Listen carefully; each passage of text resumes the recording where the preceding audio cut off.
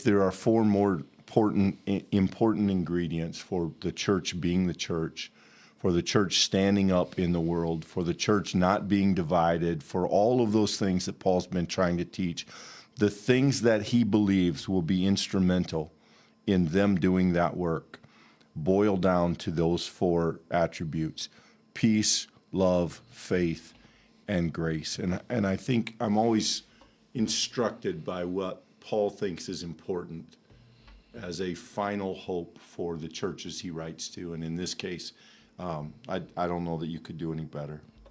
So I just want to make note, I don't want to overplay this, and I think we've emphasized this strongly, but just make note, we're only 6 verses from the helmet of salvation and the sword of the Spirit.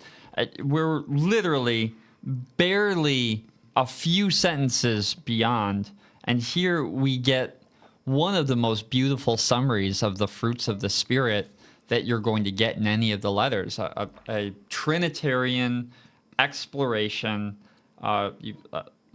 In this case, the Spirit's not listed explicitly, but you have this relational expression of the Father and the Son. You have an expression of the deepest values of the fruits of that Spirit at work in the community. And you have it being the last word. And Clint, this is one of the examples par excellence of a thing that sounds so simple is immeasurably difficult. A thing in which you would think you just show up in Christian community and you will live into peace and you'll find love and grace will flow out of you. You know, anyone who's been to church for any amount of time knows that these are disciplines. These are tasks. These are things that we practice the fundamentals in the small because over a lifespan, they renew and transform our imaginations and our hearts, and we begin to see in new ways how this can live and grow in and through the church. I just think this is a wonderful exploration of the mortar that you need to have around the larger bricks that make the Christian community work.